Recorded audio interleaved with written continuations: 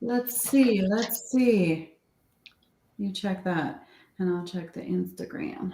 Sometimes I don't know if it's a new video or an old video because we look the same, like with the hair pulled up. Right. You have to No, I know. You have to literally like Yeah, we're live. what We're we're good. wearing. That's hilarious. We're good on Facebook. Yay.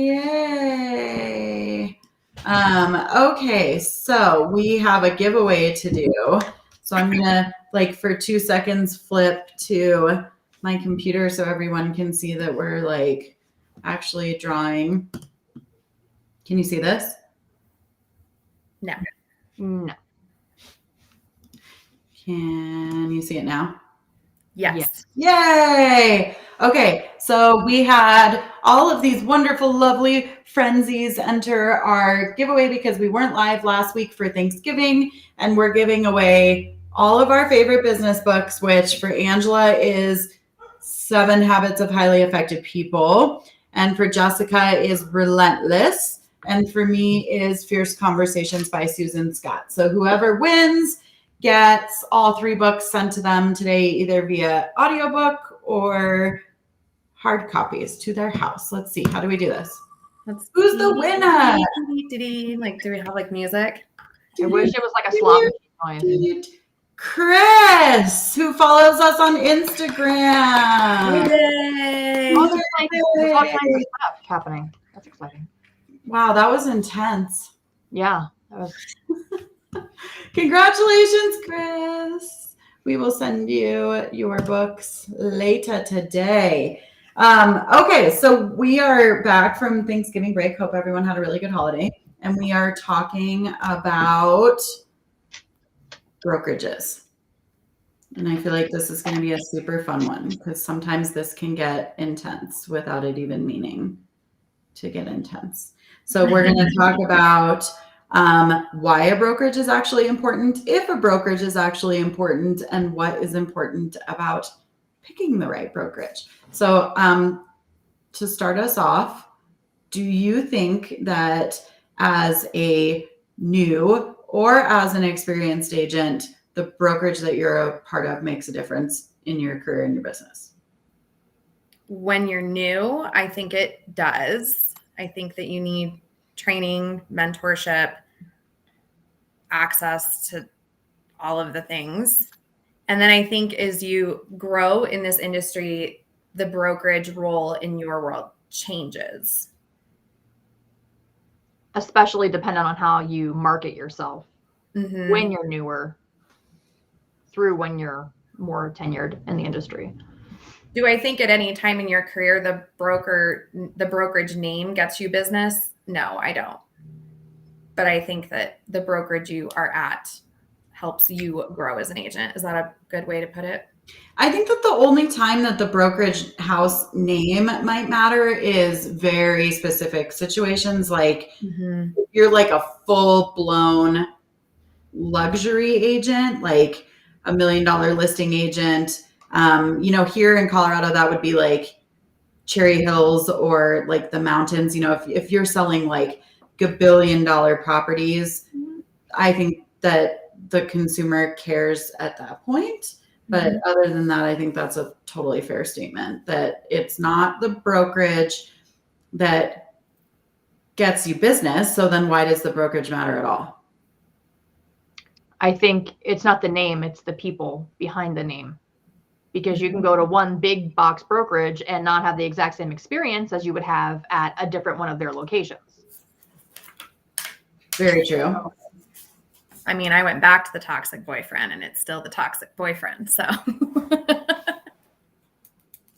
yeah, no, it's very true. So, okay. So, let's talk about if you're a brand new agent, or like a couple weeks ago, we did, the top reasons that agents fail in their first 5 years. So let's say you're in your first 5 years. What matters about the brokerage that you go to? training. I think the main thing for me for new agents is legitimate training, not just the platitude of training, the idea of training, like real genuine training, not you sit in a classroom and get talked at. Like it needs to be immersive. Like you need to really get with somebody that understands this business in a way that they're able to teach it. Because if you don't understand this business at a high enough level, you can't teach anybody else how to be successful in it. And I think that that's something that people don't always look for. They just look for numbers of agents or a name and think that everybody behind that name is going to have the same level of knowledge, and they just don't. So I don't think that, having us, a couple letters on your brokerage name is going to, change whether or not you're successful. That's why you see agents moving every 5 months, because they think that the brokerage is going to change the way that they compete. Not calling anybody out on this podcast. Extenuating circumstances. Come on. I agree with the kind of immersive experience that you're talking about. Like when I was productivity coach, it's one thing to sit in a classroom and be told how to schedule a showing. It's a whole other for a buyer to call you and say, I need to schedule a showing. And you actually haven't done that yet because you've only been talked at, not talked to. It's a completely different experience filling out a contract during contracts class as opposed to sitting in contracts class and just being talked at and coming up with hypothetical scenarios. So I completely agree with that statement that the better the training is, the more involved you should be and the more hands-on it should be. Yeah. And you don't know what you don't know until you realize you don't know it. And you don't know a lot in the beginning. Yeah, you don't know a lot. I mean, all of us have been in this industry for quite a while and we still don't know everything. I still go to a contracts class that my husband teaches and I learn something, I think that making the decision for the name of a brokerage is the wrong way to choose. Choosing a brokerage, especially right now, because you're going to get messages in your inbox. You're going to get bullshit in the mail. Unsolicited broker picks. Because for whatever reason, apparently everybody starts over January 1st or some bullshit with their cap. That's why you're getting all those messages right now. They're saying, here's why you should come to me. I'm going to give you all of these things. Where's the proof in that? And why do you need all those things given to you? Why don't you just need a place to hang your license and then you can grow your business in a fashion that you want instead of in a way that they want? You just need somebody to follow that has done things the way that you want to do them so that you can learn the right way. So I don't know. I don't know that the name means shit. So I think one of the biggest misconceptions for newer agents when they come into the business is that a brokerage is going to give them leads. Yep. They always promise leads. They always promise leads. And after many, many years of experience, do we even do floor time still? Is that still a thing, by the way? I was never promised leads. That's the one thing I will say, like from any brokerage. But yeah, no one does floor time anymore. We used to do floor time, which was like I sat that for years. Like you would have a day, you'd go, they'd like release the calendar at the end of 1 month and you'd sign up for like as many days as you could get. And you'd have like a block of time where you would sit in the office, and then anyone who called into the office asking questions about real estate, they would essentially become your lead. I don't think we do floor time anymore. I don't even know what happens to those people that still call into an office. I know what happens to them. I mean, they're supposed to go to whoever the listing, if they're calling about a listing, you're supposed to get that lead. But I think it depends on the brokerage and how they run their business. There are some that still do floor time that are a little more old school, and they keep the leads at the top and then filter them down and take a referral. Yeah. Mm-hmm. Yeah. I don't know that leads like definitely is a good way to look at how you choose your brokerage. Now there are some, like here where we are in Colorado, like there are definitely some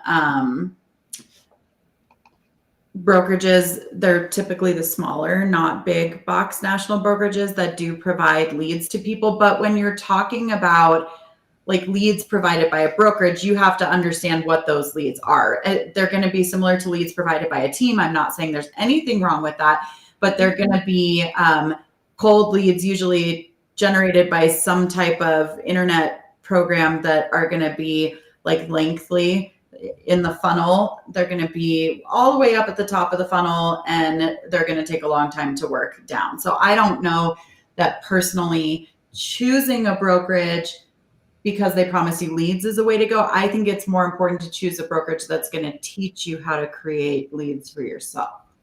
Yes. Don't you think? I have seen some of those leads that brokerages give out, and it was like the yellow pages. Anybody remember the yellow pages? I swear to God, there was like, here's a page of A's. Here you go. And you just like randomly call these people. Half of them are dead. It's terrible. So what are some other things that you, and I love having Angela's perspective since you own a brokerage. So let's say I'm an agent and I call you. What's your value proposition to me as an agent looking for a brokerage? I'm not hiring any agents right now, Jess. Shut up, you would hire me. I don't know about that. Josh wouldn't. I'm just kidding. Josh wouldn't hire me. No, I think that, the reason why I started a brokerage is important. When I talk to agents, I couldn't find the things that I needed as a newer agent getting into the resale world out there in any brokerage that I looked at, and I shopped around. So that's why I created my own. It's named after my kids, Mackenzie and Jackson, for a reason. We are family. We're very close. Our agents are chosen for a reason. I don't recruit. I'm the anti-recruiter, which is why I was a super shit team leader at Keller Williams, because I don't recruit people. I want my agents to recruit for me, basically, and spread the news of the good word of Mackenzie Jackson to their friends. In the words of Angela on our podcast we just recorded, you would like them to go be the parishioners who go tell everybody about the Church of Angela. Exactly. See, you know what I'm talking about.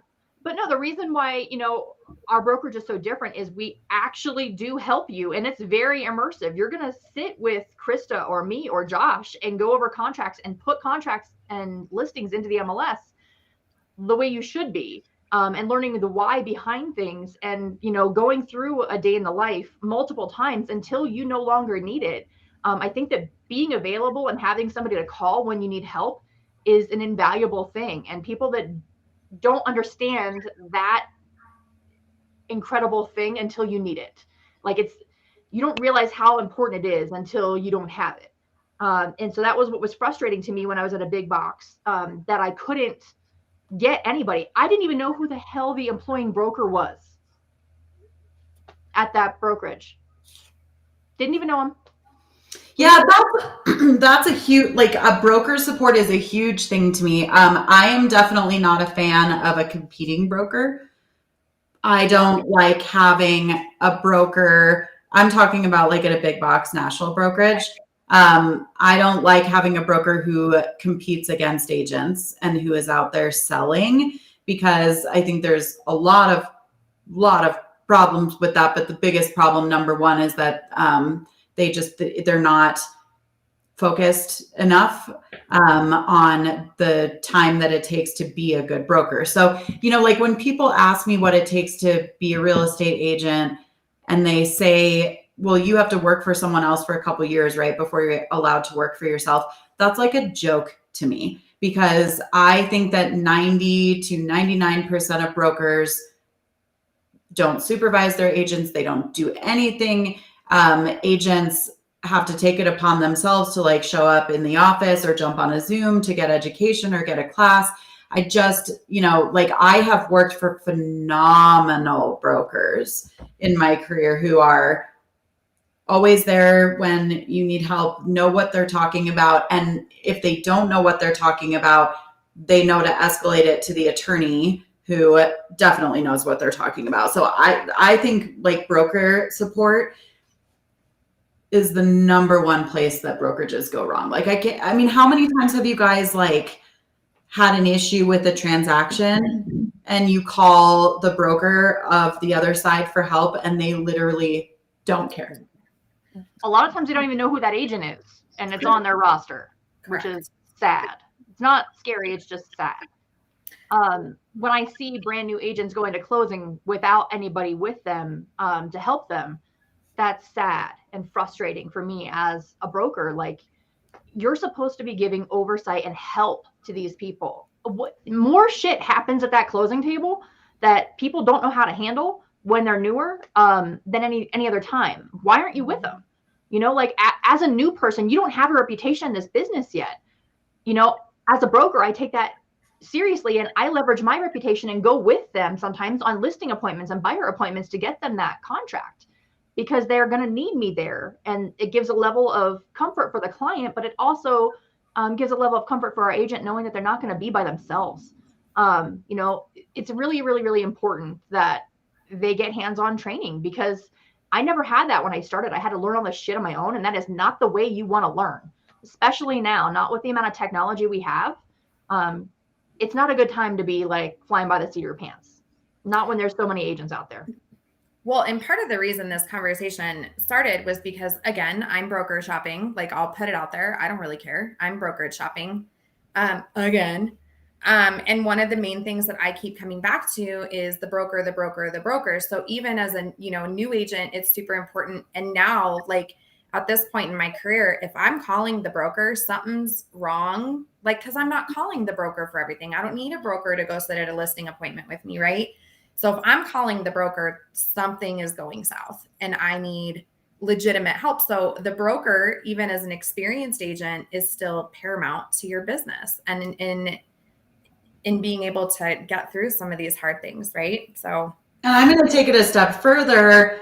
So to me, in the last 18 months, the attorney that represents the firm has become paramountly important to me. Correct. Because I have been involved in multiple transactions in which headed into litigation for one reason or the other. Thank God, none of them having anything to do with me as a real estate agent, just you know, really awful stuff that happened during the transaction involving contractors and all kinds of crazy stuff. But I will say for sure, that is something I never thought about before.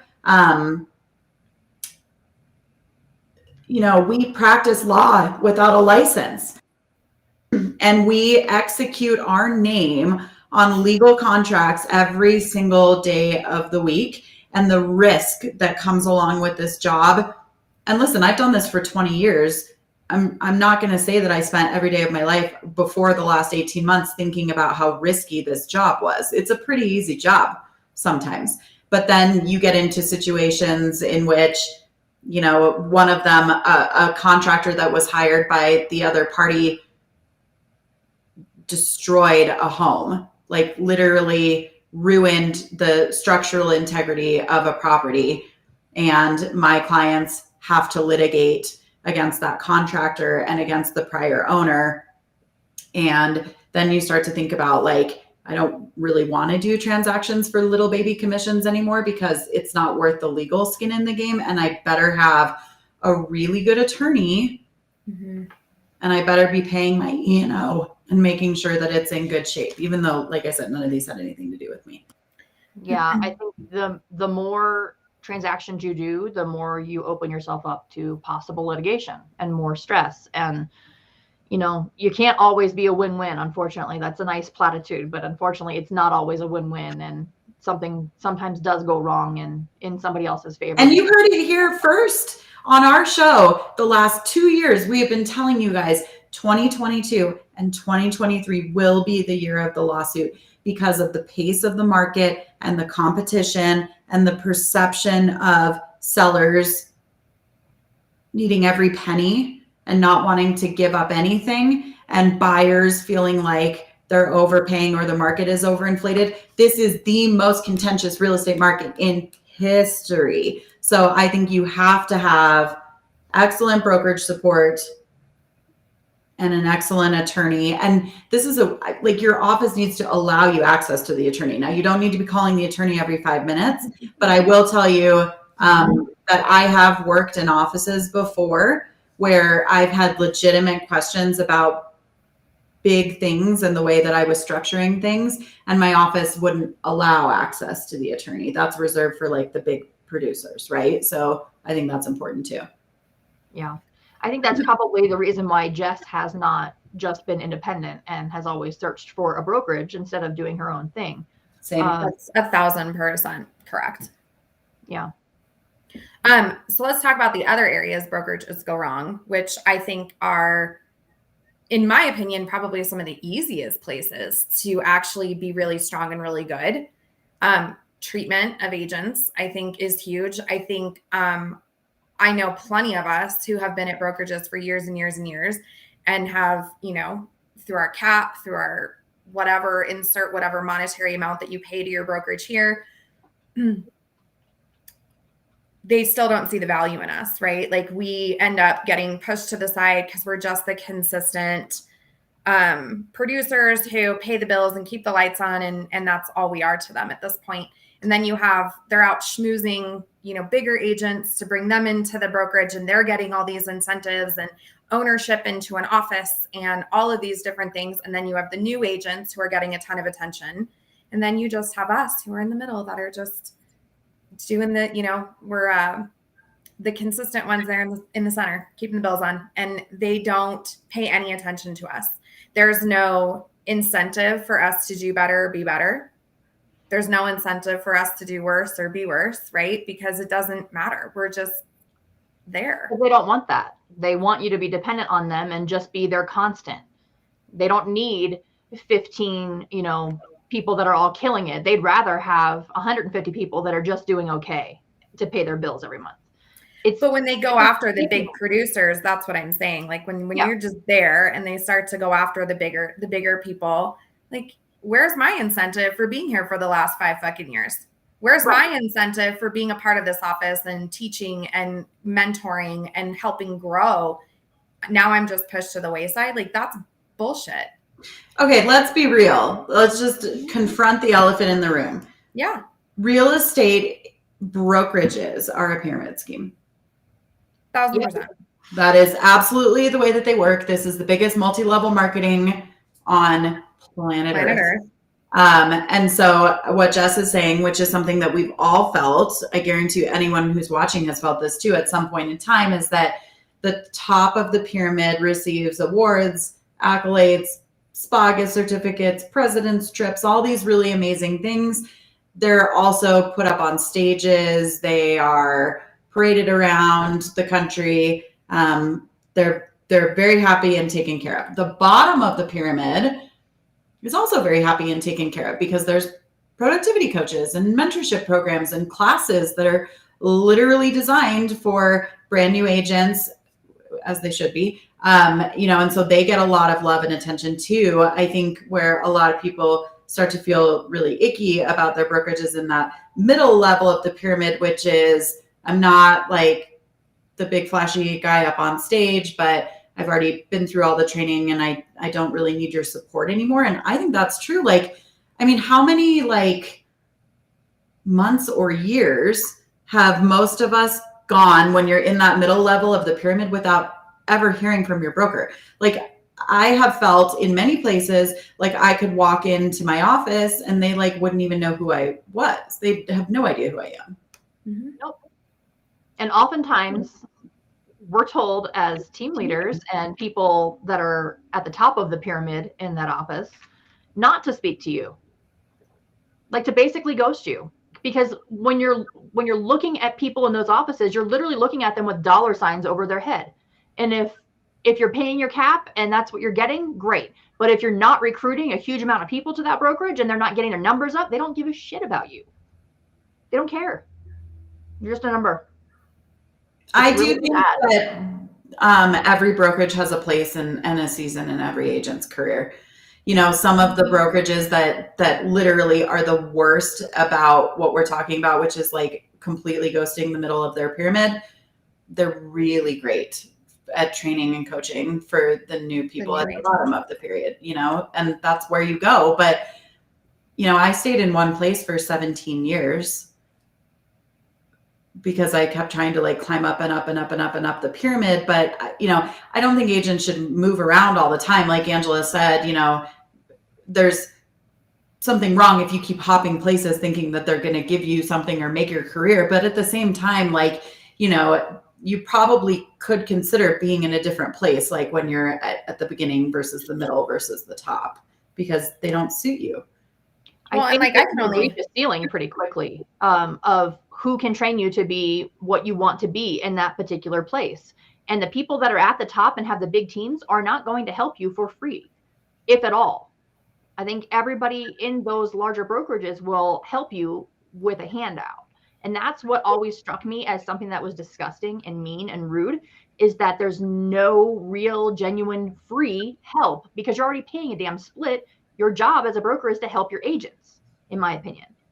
And I think that the way that these brokerages measure their success is not by how awesome their agents are doing, it's by how many of them they have. It has nothing to do with how independent their agents have become and how much they've learned. Like, doesn't matter. I also think that real estate, like, we've outgrown, I believe, the broker model, honestly. Like, I really think that old school brokerages are dying. And I really think that we've outgrown the old school, I have a broker model, because my broker, and I've worked for what I would consider some of the best brokers in the country, and I love them to death, but they can't teach me where I want to go. And that was never meant to be their function. Their function was meant to be make sure your agents are compliant, train them up, right? Get them, where they need to be, and then release them kind of like onto the next level. But we've grown as an industry so much. It's absolutely insane. So this is where, to me, coaching is really, really, really important. Like, you can't go to a brokerage and expect your broker, who's responsible for making sure your transactions are compliant, you can't expect that person to teach you how to build a 75-person team. You can't expect that person necessarily to teach you how to go after a minimum average price point of $6 million a deal, right? Like, that they were never really supposed to have that function. And so I think that's another layer of what a brokerage needs to have is access, coaches, trainers, somebody who can help you with those things, or at least the ability to point you to the right people. I can only speak for me and like what I've gone through this year, like broker wise, because I was always at the same brokerage. Like, I never bounced around. I was always at the same place. When I was talking to the brokerage that I went to last year, it felt really fucking good to be wanted. That is the truth. It felt really great to have someone acknowledge you, see you, whatever. I went over, it wasn't a great experience. I immediately went back to my old broker, who, as we all know, passed away in March. And I made a decision to go back to a different brokerage, which I am not happy with. So here I am yet again, looking for another broker or brokerage. And so for me, all I can say for me at this point in my career is the brokerage for me has to be worth it for me to want to be there now. It's not about what they'll give me money-wise, monetarily. It's about the life that I want to build. It's about the people that I want to spend time with. It's about being in a place where if you were to call me and ask me about my brokerage, I'm really excited to tell you about it because I really, really love being there. And so this has been a very thoughtful journey over the last month, 2 months that I've been kind of going through this. And it's a really fucking hard decision for me. It has come to a place where I put a timeline on it. Like, I've got to make a decision by Friday. I can't keep being caught up in this. Like, I have to make the decision and get on with it. But as you grow in this business and as your life grows and as your money grows, your goals change. And I want to be at a place where, again, if a new agent calls me and asks me about my office, I'm excited to tell them. I'm excited that they would maybe want to come and be with me and hang out with me over there and come into my world and into my space. That's what I'm looking for now. I want to be at a place where I can help change your life too. Let's talk about splits for a second, because this is the other big ugly elephant in the room, right? Yeah. I once had an agent on my team, sweet as can be, super driven, great girl, brand new real estate agent, brought her in, helped her get her license, trained her from A to Z, the entire thing. And we threw a team barbecue at my home, and we were all sitting around my fire pit, roasting s'mores and drinking cocktails, just getting to know each other as a team. And the spouses were there, and her husband launched into this massive diatribe about how team splits are too high and teams steal from people, and brokerage splits are too high and brokerages steal from people. And we've all had these thoughts at one point or another, right? And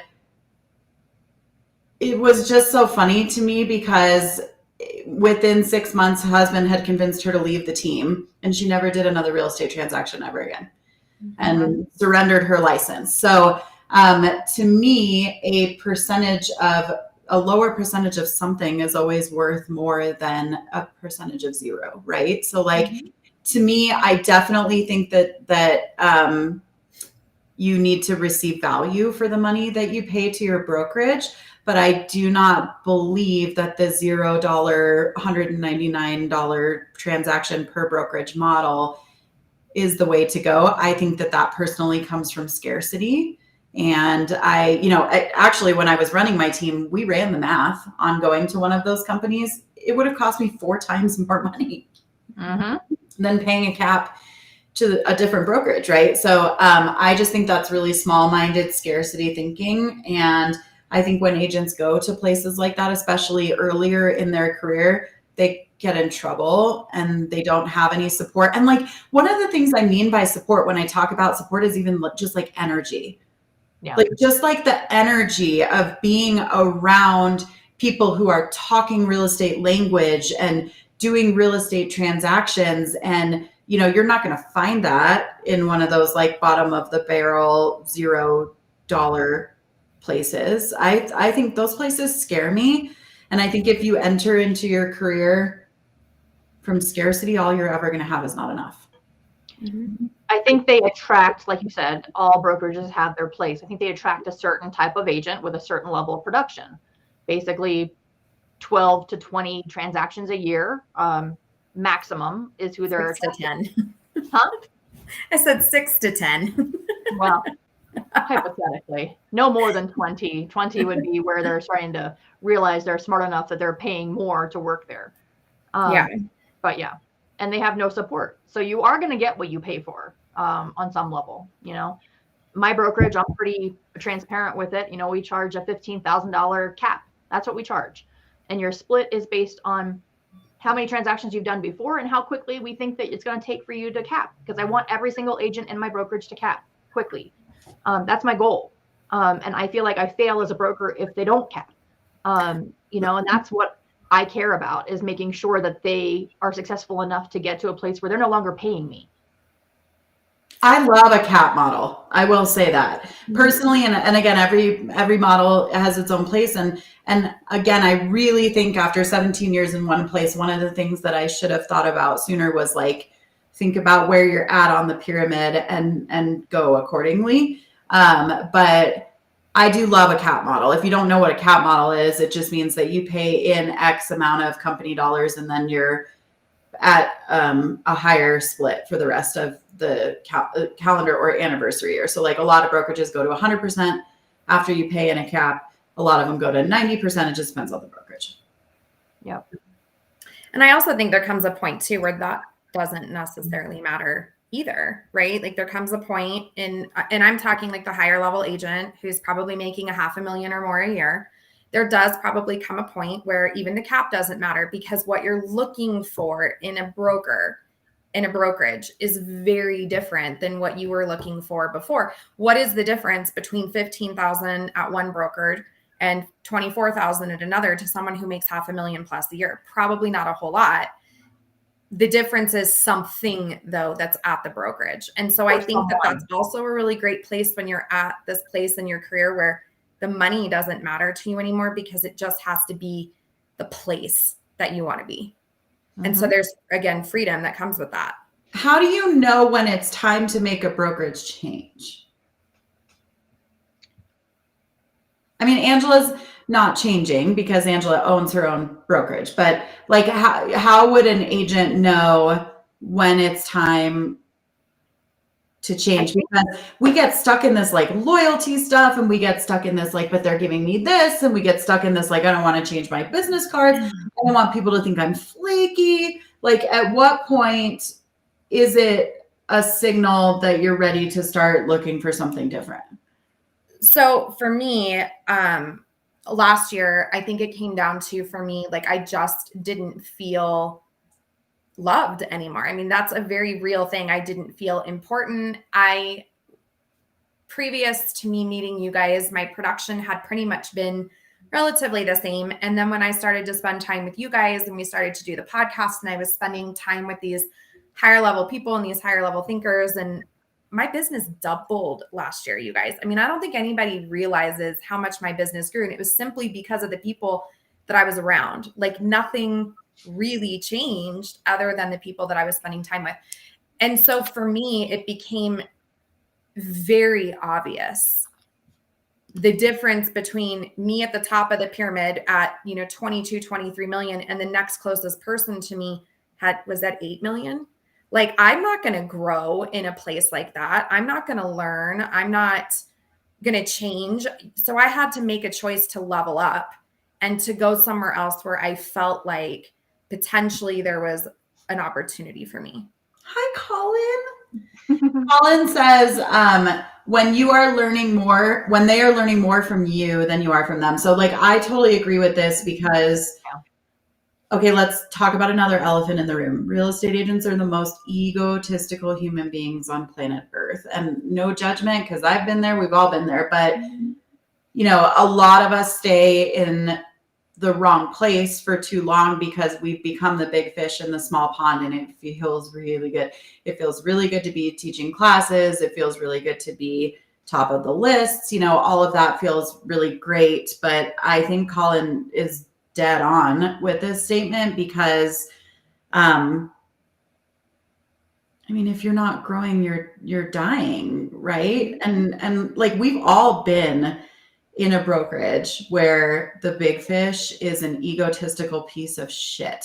And I don't think any of us want to be that. So I think that when the pond becomes too small and you don't feel like you're growing and you have several years of stagnation or several months of stagnation, I think he's dead on. That's exactly where I was. It's the same. It's basically what I was just saying. But like, if I'm tripling the next closest person to me, how am I growing or changing or anything here? I'm just not. And so, and where I'm at now with this brokerage change, which we're not going to get into all of the things, but when you're in a negative situation, I'm in a negative situation, and I have to make a change, or the negativity is going to continue to build in my world because I'm allowing it to happen. So the only way to get out of that is to physically get out of that. And that's where I'm at.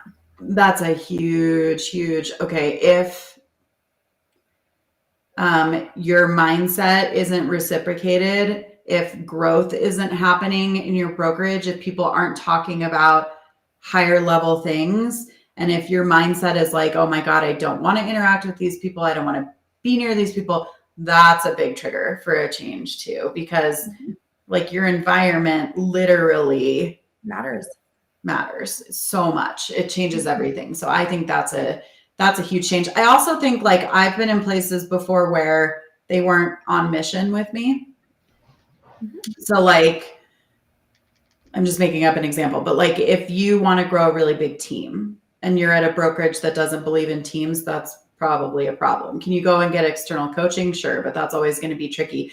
If you want a wholesale or a flip business and your brokerage doesn't believe in wholesaling or flipping, and they're going to give you problems every single time you try to do a transaction, that's not the right place to be. If you are a video person like Colin, and your business is like heavily rooted in technology and they think that it's stupid, not the right place to be. So I think that aligning your vision and your mission for your own business with the brokerage is also really important.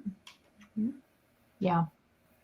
I think that as agents, like Jess was saying, it kind of you become painfully aware that it's obvious that you don't fit in anymore. Like, that you've outgrown something, or something isn't right. Like, they're not aligning with your goals in your life, or your, what drives you. If you see something that's maybe not as ethical, you don't want to be around that, right? So if you outgrow them quickly, both ethically and personally and goals wise, you have to leave. You have to find somewhere else that you fit in or that you can grow or, you know, any number of things. There's a reason why people leave. And I used to take it personally when my agents left because I was like, what the fuck? Like, I trained you and I spent all this time. Like, what the fuck? But, you know, most of my agents that have left are now like employing brokers, right? Like they've gone on to create their own office. And that's kind of a really cool thing that's, you know, they learned from somebody. And, you know, I thought that was a pretty cool thing that I you know, enabled them to be able to do that. I told Lindsay that if my broker change didn't work out this time, I was either going to join MacJack or start my own brokerage, and that you would be very proud of me. I would be proud of you. You the know, good news is that there's like a lot of choices out there. So I do feel like you can find a place to fit in almost anywhere. I think that's why I made that church reference on our podcast earlier. It's like churches, like there's a variety or a flavor for everybody, right? Like there's a saddle for every ass. Yeah, no, I think that there's a ton of choices out there. You know, I also I would be wary of the Wizard of Oz, and this is something that I have said for almost 20 years now, which is, you know, when you go to interview a brokerage, they're going to give you this big sparkle and shine, and they're going to roll out the red carpet for you, and they're going to tell you everything that you want to hear. And a lot of times when you get into it and you pull back the curtain, it's just not what you thought it would be. And what they offered you expectation-wise doesn't match up with reality. So I think that as obnoxious as it is to move, it's important that you do your vetting up front. Like you should probably talk to several agents who have been at that brokerage for a while.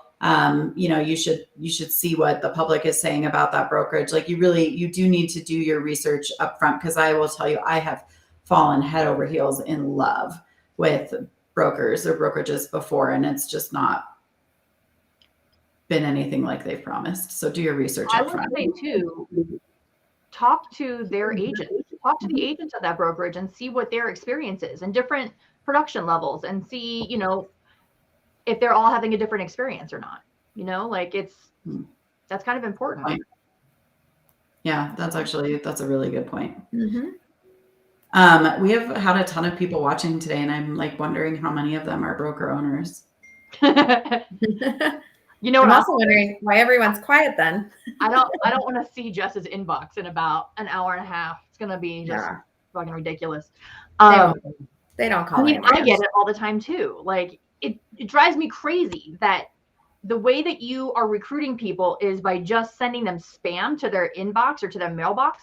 And you think that that is what's going to make that decision change for them. That's not where I'm going to go. You know, like I'm going to choose not with this. Usually I'm going to choose with this. I'm going to choose with my heart, because it doesn't usually lie. You know, like sometimes you can mess with my head and make me think that it's one thing, but ultimately I'm pretty good when I really know what's going on. Like, and I figure that out pretty quickly. And then I get pissed off, like when this doesn't match this. And then I immediately leave, you know, because I want better for people. These brokerages, there's no reason why we can't all like take care of our people, and we can't all train people genuinely and care about our agents. You know, like we're human beings, right? Like you're not taking it seriously. These people have food to put on their table to provide for their families. And rather than help them, you would rather just say, I will help you if you add 5 more people to your pyramid. Fuck that. That pisses me off. And like when my agents get these letters after a transaction from one random agent at the company, and then their broker sends them like a postcard that comes to my house, by the way, I read it and I'm like, why? What? First of all, they had no idea how bad that transaction was, obviously, because I don't know if they would be sending that if they knew that their agent was completely unaware of how to do a transaction. But yet you're asking or begging, is what it looks like to me, people to come to your brokerage because that's all you care about is the number. You're not providing a value. You're not helping for free. You know, like our classes at our brokerage are open to any broker anywhere. Any agent can come to our classes and not be recruited. I don't recruit people. That's not what I do. People want to come to our brokerage for a reason. Well, the thing about real estate is it's really this like massive like rainbow of people. I can't think of another industry in the world that has so like you can have like people that want to do 5 billion transactions a year, and you can have a person who wants to do one. You can have a person who wants to do this with their business. They want to do all internet leads, and you can have a person that only wants to work spirit. Like it's such a widespread thing. And I think brokerages do a terrible job of like actually listening to people, and they just treat them like they're all exactly the same. Yeah. I got told that my brokerage was going to start offering me higher level classes last week as a value add after I got done teaching a class. That's to the brokerage. Haley says, how about he just wants to have coffee with you and get to know you line? I feel like right now I get 5 of those calls a week. Like literally, you guys, yesterday was Monday. My phone did not stop ringing from like 7 in the morning until like 7 o'clock last night. And it was all lenders or brokerages. It's absolutely crazy. And I don't like it when they have their assistant call me. Oh, they've heard such great things about you though, Lindsay, and they really want to have lunch with you. They just don't have time to call you themselves. And can we talk about one really ugly one, just because this just happened to me? If you're friends with someone, be a friend. Don't randomly send them your stock graph. And when you don't get the response that you want, tell your friend that they need to quit being hateful and angry and open up their ears and listen to what they're telling you, because she knows what's best for your family, even though you haven't had a real conversation since 2017. Don't do that. It is the worst thing you could possibly do. And quite honestly, it turns me off from the entire company because of the way that you treated me. This industry is so weird. Like, it's so weird. Like instead of dick pics, we get stock pics. Yeah. What is crazy to me as somebody that runs a brokerage is I have other competing brokers trying to recruit my people and then calling me to view my houses and trying to act like we're best friends when you're trying to take my business away. Like, what in the fuck? And it's weird. Like, if I'm not nice to them or fake nice to them, like, I feel like people are going to just label me as a bitch and they're going to talk shit about me. And here's what she does, but here's what I can do for you. Like, why is it that? Why isn't it like, here's what we offer here, and it stops there? It doesn't have to be that person sucks at this and this sucks and this is why you should move to this brokerage. No, that's not why you should move to this brokerage. I don't know why brokers do that, because like you wouldn't do that on a listing presentation. If you do that on a listing presentation, you're a fucking idiot. Or a buyer consultation. Like if Jessica and I live 12 minutes door to door from each other, we absolutely compete in the same exact market. So like, I'm not going to go into a listing presentation heads up against her. And not just because she's my friend. I wouldn't do it with anyone. I'm not going to walk in there and be like, oh, you interviewed her? She fucking sucks. Like it's bad business. It turns people off and it's gross. Why are we doing that? Yeah. Colin says mentorship and accountability is often a consideration that's forgotten. Big time. Yeah, like big time. Like I think that, I just think that the real estate industry moved really, really fast in general. And we've outgrown a lot of these old models and no one's paying attention to this at all. So, before, like in Colorado, for example, during the recession, we had 4,000 licensed agents in our top 5 metro area counties. Now we have over 40,000 licensed agents. These brokerages, they weren't even prepared for this, right? Like the function of a broker is to make sure that you're compliant and that your transactions are transacted appropriately. Like a brokerage, they need to have mentorship, accountability training, coaching, training. Like there's gotta be other things. You can't just go to that broker anymore where you pay them $199 a deal just to get someone to sign off on your transaction. Well, and I think culture, you can build culture anywhere, right? And I think that you have to be at a brokerage. And the best part is with the world that we live in post-COVID, you don't have to be at a brick and mortar anymore to build culture. We can do it anywhere. We can do it across any platform, and we can have really, really great high-level conversations and masterminds and all these different things without having to go sit at the brick and mortar anymore. And I think that that's been something also that's come out of COVID, which is another reason that the real estate industry is changing in such a fast way. Yep. So as your unsolicited. Oh, sorry, Ange, what? You're fine. I'm like, it is the end of the year. You are going to be getting bombarded with, here's why you should move to our brokerage. Here's what I'm going to give you. So just be cognizant of that. Like, would you want to be recruited that way? And like, that's not, I don't know that for me, that's a big turnoff in my opinion. You know, if I'm just getting postcards after postcards after postcards, or phone calls after phone calls, or text messages, or I'm working, like, provide me some kind of value, you know, like, it doesn't have to be, you know, here's 15 letters of why you should come to my brokerage. Like, here's what our split is. Like, you know, maybe something that's a little bit deeper, you know, like, who do you want to work with and who do you want to work for? You know, who's the type of person that you're going to be working with or working for? That's probably something that people might want to start incorporating if they're wanting to recruit people, is who are you going to attract? You know, who do you want to have as agents? You know, who do you want to be around? It's not just about numbers, you know, it's about, you know, who do you want to be as a person and an agent? Like, who do you want to be around? Like, I just don't get why it's so fake or cheap. Like, it's like, I don't get it. I fundamentally don't understand it. Like, the postcards, the like shitty fake thank you cards, like, I hate that shit. It doesn't make any sense to me. We're in a consumer driven and customer focused business, but that side of our business is so shitty and fake. No, I totally agree. Like, I absolutely think that brokerages should treat their agents the way that we treat our clients. Like, we are your clients. What do you not get about that? Like, we pay you just the same way that, you know, our clients pay us. And we spend an unbelievable amount of time as an industry talking about how to create value for the amount in exchange for the amount of money that our clients pay us. But that is not how brokerages work. Like, I think the sales pitches for a brokerage are, I will give you leads. We have a bunch of top agents over here. My split is lower, right? The cost to work here is lower. I don't even know how to build a team, even though no one here has one.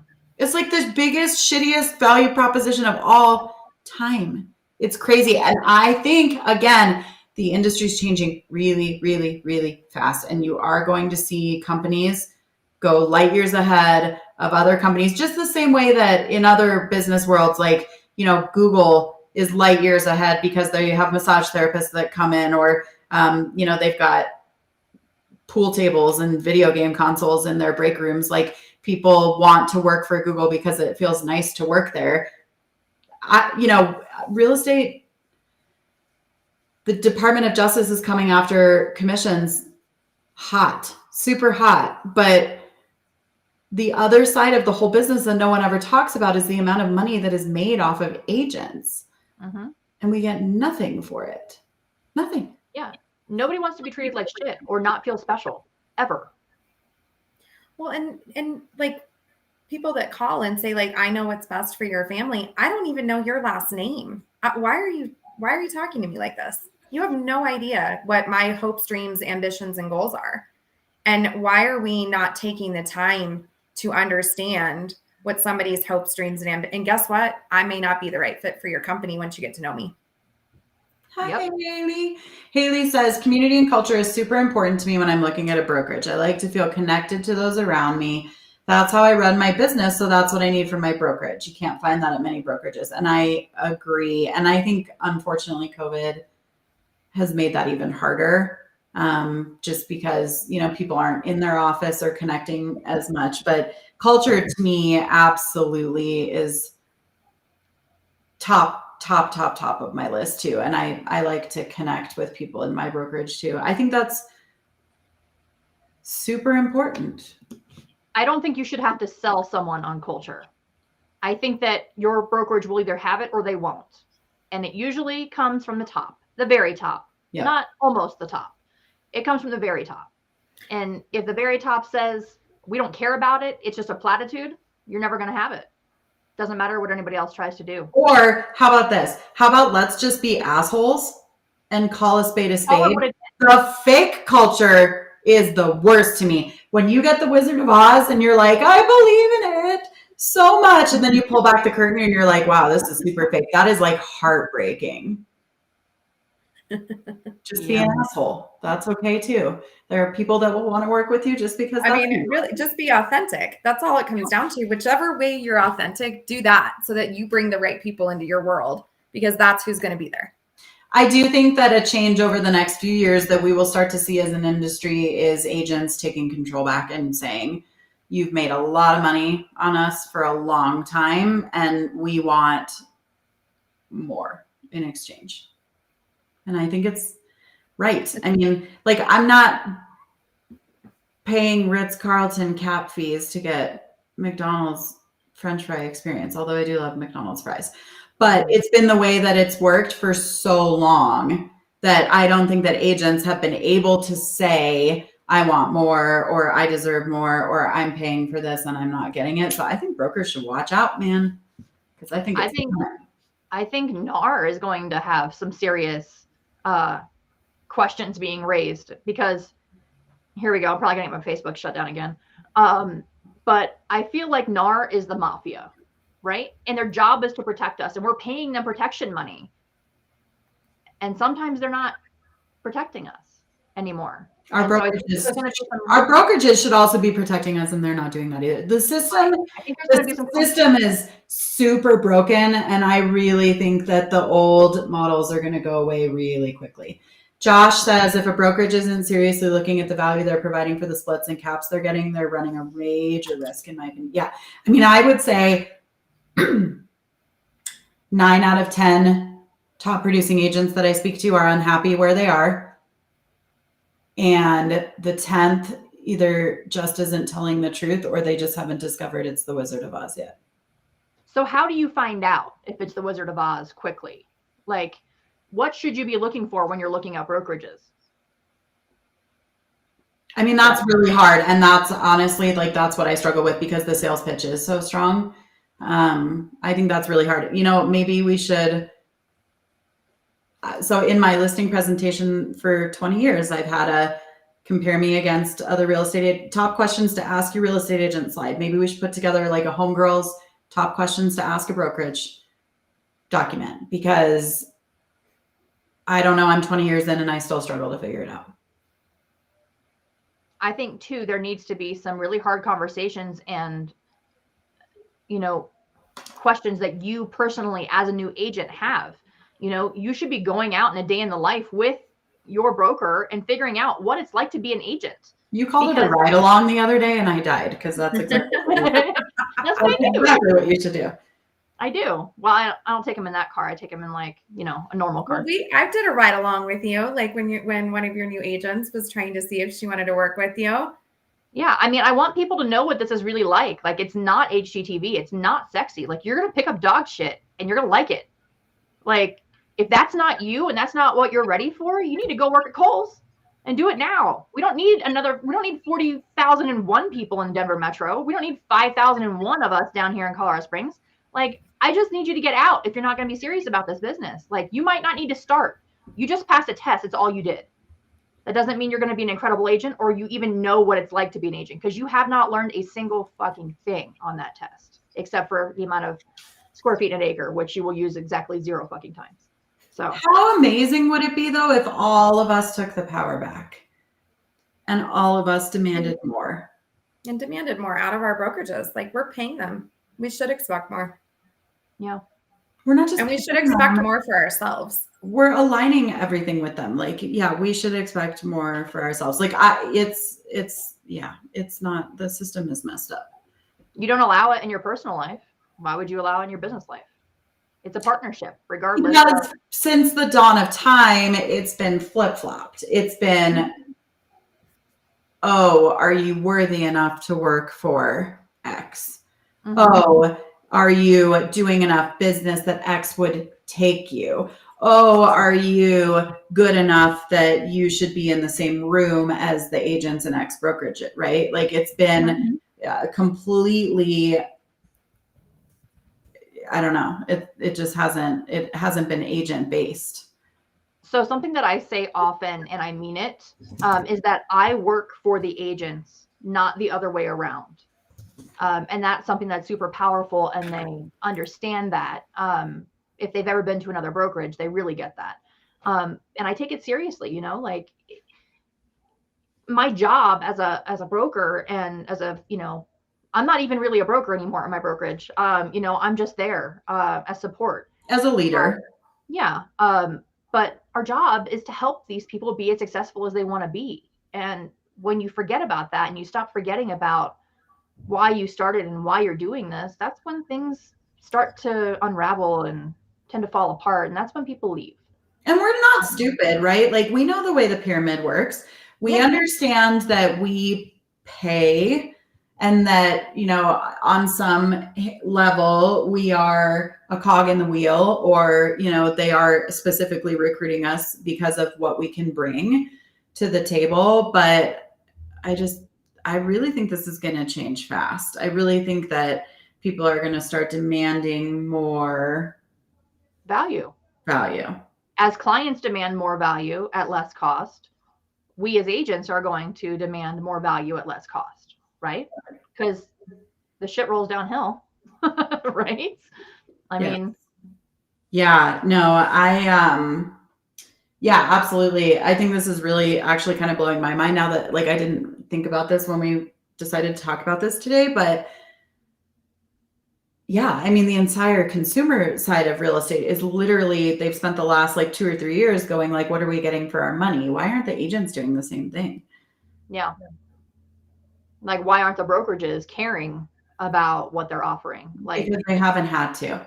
We changed our whole business model to be able to, like, every single one of our agents included in their cap is, I will stage any of their listings at no charge. That's a pretty huge value prop for a $15,000 cap, right? You know, and then on top of that, we will go in and renovate any of their listings for them at no charge to their client up front, and then build them at closing. And we will organize all of the construction and all of that, and the design, and all of that will be done for them. I don't know any other brokerages that are doing that at no charge, right? Not up front. You know, I'm paying for that because I see it as a massive value that we add to our clients. And so my agents then are not having to compete with other agents because the other agents aren't offering that. So that's something that makes us very different. And I felt like we needed to do that, not just for our agents, but for our clients, to get them top dollar, because I cannot leave money on the table for my clients. I think of it as theft. And I hate watching when other agents just take cell phone photos and throw the house in the MLS and call it good with, you know, shit on the floor, like sometimes actual shit. Like, I don't know what is going on, but I don't want to be that type of agent, right? I don't want to work with that type of agent. So I want my agents to be at a higher level. And I think that that's one of the ways that we can help them be that. I think that every agent should look at the last 12 months of their business. I think the other reason brokerages have gotten away with it for so long is that we're so damn busy. We don't even have time to like think about whether or not we're in the right place, right? But I think that everyone, I mean, it's the end of the year. It's assessment time for everything. So I think that everyone should look at where they're at and maybe write down 2 or 3 things that they hope to receive from their brokerage in 2022. I think I'm going to do that for sure. Yeah, me too. Yeah. Let's see what else I can add. I mean, they're making, does anyone know how much the top 3 national brokerages made off of agents in the last year? Like, I've never seen figures like that anywhere. I'd be super curious. Well, okay, so a bunch of them are public now, right? So we should be able to look at earnings publicly, but I'm super curious to know how much exactly money these people are making off of us. It is a way, way, way, way, way bigger number and way bigger industry than we ever make off of the public actually selling real estate. Like, owning big brokerages is big, big, big, big business. And I do think that we're going to start to see agents push back on what they want. And I don't think people realize that owning a small brokerage is not big business. Like, we are not making millions of dollars on our agents. We're not doing it for that reason. You know, small brokerage owners haven't joined a bigger conglomerate for a reason. And you need to find out what that reason is. You know, the same way that the bigger conglomerates, you know, have their sales model. The smaller boutique brokerages have theirs. And I don't make any money. It probably costs me money to have a brokerage. If I wanted to make real money, I would just have a big ass team, you know, and then have a whole bunch of assistants. But that's not what I want. That's not what drives me. I like training people. I like watching people provide for their families and have the life that I have. That's why I do it, not to make money, because I don't make any money on the brokerage. So people that do make money on the brokerage probably have a whole lot more agents than I do. So, but I keep it small for a reason. Let's demand more. Free pizza for everyone for all of 2022. That's where I want to join. Free it's like pizza. The gym. Yeah. You're going to start seeing all the gym advertisements now? Yes. Yeah, and hot tamales in the vending machines. And I'm in. I'm in. All right, you guys, that was a fun one. We managed to get through that without like pissing too many people off, I think, because that conversation can get really dicey really fast. Thanks for joining us after the Thanksgiving break, and we will see you next Tuesday. Yep, we've got 1 month left, guys. So you've got 1 month left to hit your goals. So if you need to readjust some things and motivate some things or take some time off, you have time to do that, but readjust them. It's almost December. So yeah, if anyone needs anything, reach out to us. Inspiration, motivation, accountability, we offer it to each other. We'd love to offer it to you too. So reach out if you need anything before the end of the year. Love you guys. Bye.